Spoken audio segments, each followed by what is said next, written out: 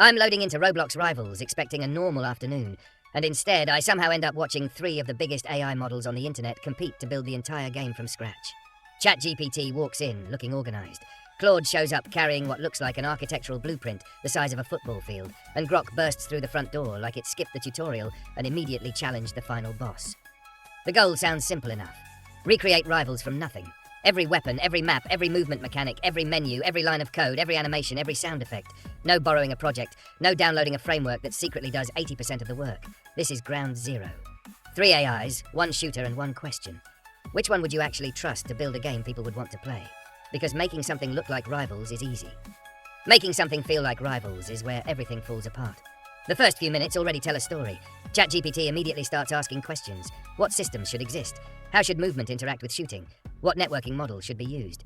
Should weapons inherit from a shared base class? Claude doesn't even answer those questions immediately, because it's already planning the next 20 hours of development before anyone else has written their first line of code. Grok, meanwhile, has somehow started discussing particle effects before the player even has legs. It's chaos, but it's entertaining chaos. Watching these 3 attack the exact same problem feels like watching 3 chefs prepare the same meal using completely different recipes. One measures every ingredient with a scale. One studies the chemistry behind cooking. One lights the grill before buying groceries. None of them are technically wrong. They simply think differently, and once they begin coding, those differences become impossible to ignore. ChatGPT starts by laying out clean systems. Instead of immediately trying to make a flashy sniper rifle, it builds the foundation: player movement, camera controls, character states, input handling, health, damage, respawning. Every feature slots into a structure that actually makes sense. It isn't glamorous, but building games is rarely glamorous. Half the work is preventing yourself from hating your own project 6 months later. Every new weapon becomes easier because the systems underneath were designed with expansion in mind. Add another assault rifle? Easy. Add a shotgun? Fine. Add an explosive crossbow that launches bouncing watermelons? Somehow the architecture still survives. Claude approaches the exact same problem like it's writing the construction manual for a skyscraper. Before a single mechanic appears, there are diagrams, documentation, modular plans, scalability notes, optimization discussions, networking considerations, edge cases, backup plans for the backup plans, and enough documentation to qualify as required reading in college. At first, it almost feels excessive. You're sitting there wondering whether you're building Roblox Rivals or preparing a NASA launch sequence. Then the systems start coming together, and suddenly everything fits perfectly. Features connect cleanly. Dependencies stay organized. Future updates already have designated places before they even exist. It's almost unsettling how methodical it becomes. Then there's Grok. Grok starts with confidence levels that belong in a superhero movie. Within minutes, it's generating weapons, abilities, visual effects, dramatic names, and ideas that honestly sound fun. The problem is that fun ideas aren't automatically working systems. Sometimes Grok builds something surprisingly creative. Other times it accidentally creates mechanics that would immediately crash the server or let every player become immortal by crouching at exactly 37 degrees while holding a revolver. The confidence never changes, though. Whether it's producing a brilliant mechanic or a bug worthy of internet history, Grok delivers both with identical enthusiasm. That's part of the entertainment.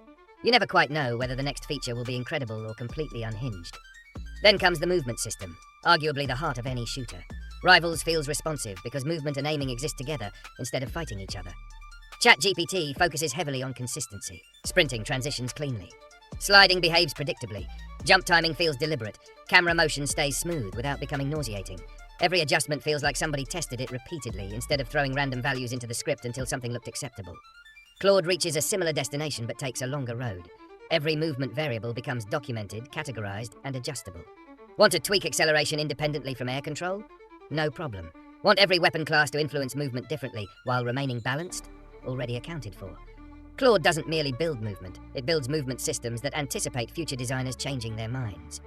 Grok, on the other hand, occasionally forgets that gravity exists. One build has players sliding halfway across the map like they're skating on polished marble. Another somehow turns vaulting into accidental flight. Spectacular? Absolutely. Competitive? Probably not. The weapons become another battlefield. ChatGPT creates firearms that function reliably. Recoil behaves logically. Damage drop-off follows understandable rules. Reload timing feels balanced. Headshots reward accuracy without instantly deleting everyone from existence. Claude builds similar weapons, but spends extra effort ensuring every statistic connects to balancing principles. Every number has a reason. Every adjustment considers multiple interactions. Every weapon exists within a larger ecosystem instead of existing independently. Grok creates weapons that sound like they escaped from an action movie writer who drank 6 energy drinks before opening studio. Triple-barrel plasma revolvers, rocket-powered sniper rifles, a shotgun firing explosive fragments that somehow split into smaller explosions. They're undeniably entertaining until someone realizes one weapon deals enough damage to eliminate an entire lobby by sneezing in the general direction of another player. Networking becomes the hidden boss fight. Single-player code is forgiving. Multiplayer code exposes every mistake you've ever made. ChatGPT spends noticeable effort separating client and server logic properly. Remote events remain organized. Validation exists where it should. Exploits become harder because the server refuses to trust everything the client says. Claude practically treats security as a religion. Every request gets validated. Every interaction gets reviewed. Every exploit attempt feels like trying to convince a bank vault to open because you asked politely. Grok occasionally trusts the client a little too much, leading to situations where someone discovers they can convince the server they're holding 12 rocket launchers while simultaneously running faster than physics intended. Hilarious for 5 minutes. Terrifying for everyone trying to maintain a public game. Then comes optimization, the invisible hero nobody appreciates until their frame rate starts resembling a slideshow presentation. ChatGPT actively removes unnecessary calculations, keeps loops efficient, and structures assets sensibly. Claude goes even deeper, considering memory allocation, replication costs, scalability, and future player counts long before performance becomes a visible issue. Grok sometimes forgets optimization entirely because it got distracted, making shell casings bounce realistically for 15 seconds after every reload. Does it look cool? Absolutely. Does your computer appreciate calculating 4,000 individual shell casings? Not even slightly. The maps tell another interesting story. ChatGPT designs layouts emphasizing balanced gameplay. Spawn locations remain fair. Sightlines encourage movement. Cover placement rewards positioning rather than camping. Claude carefully analyzes map flow almost like urban planning. Every corridor exists for a reason. Every flank route has purpose. High ground receives counters. Choke points avoid becoming permanent stalemates. Grok occasionally decides symmetry is overrated and creates maps that look visually impressive until one team realizes they spawned inside what appears to be a decorative death trap. Artificial intelligence opponents reveal another difference. ChatGPT creates bots that behave sensibly. They aim reasonably, seek cover, reload appropriately, and react to threats in believable ways. Claude develops behavior trees detailed enough to simulate decision-making across multiple combat scenarios. Grok creates bots possessing two emotional states. Either they stare at walls, contemplating existence, or they suddenly transform into esports champions capable of landing impossible flick shots while backflipping through a window. There is almost no middle ground. User interfaces rarely receive praise until somebody makes a terrible one. ChatGPT produces menus that feel familiar. Buttons appear where expected. Settings remain organized. Navigation becomes effortless. Claude documents every menu interaction while keeping consistency across the entire project. Grok occasionally designs interfaces looking like they belong inside a futuristic spaceship. Stylish? Definitely. Easy to understand? That's another discussion entirely. Audio implementation separates polished games from unfinished projects.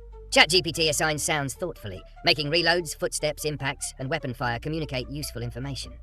Claude structures the audio system so future additions remain organized without becoming overwhelming.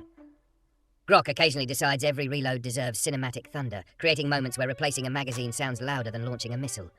Balancing eventually becomes the true deciding factor because no shooter survives without it. ChatGPT iterates constantly. Small changes, frequent testing, careful observation.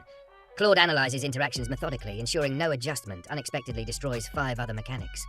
Grok occasionally balances weapons using what appears to be pure optimism. If every gun feels overpowered, maybe none of them are. It's a bold philosophy until one pistol accidentally outperforms every sniper rifle on the server.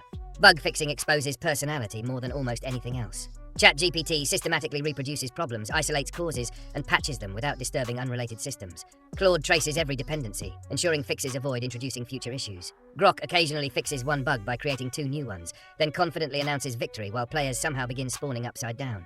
Documentation becomes another major divider. ChatGPT explains code clearly enough that another developer joins the project without immediately questioning every life decision that led them there. Claude produces documentation so thorough, future developers feel personally welcomed. Grok leaves occasional comments that read more like motivational speeches than technical explanations.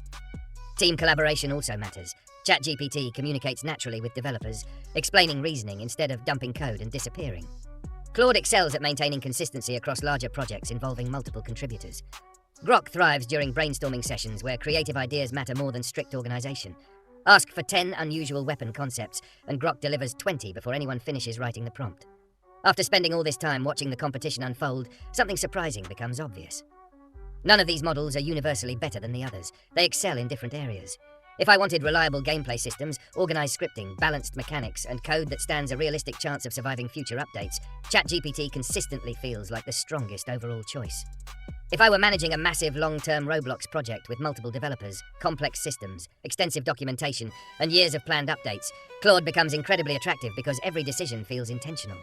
If I wanted outrageous ideas, unconventional mechanics, and enough creative energy to fill an entire notebook before lunch, Grok earns its place without question. But building Roblox Rivals isn't simply about producing the wildest concepts or the thickest documentation. It's about shipping a game people enjoy playing every single day. Players don't care how elegant your inheritance hierarchy looks if the shotgun randomly deletes the floor. They don't care how creative your particle effects are if every update introduces 12 new exploits. They care about smooth movement, satisfying gunplay, fair matches, responsive controls, and updates that improve the experience instead of accidentally turning the lobby into a physics experiment. That's where consistency wins. Across planning, coding, debugging, optimization, networking, balancing, and long-term maintainability, ChatGPT repeatedly delivers the most complete package. Claude stays incredibly close, especially for developers who value planning and large-scale organization. Grok injects creativity into places the others might never think to explore, even if someone occasionally needs to stop it from accidentally inventing a weapon capable of erasing common sense. Watching all three build the same Roblox shooter proves something bigger than deciding which AI wins a single challenge.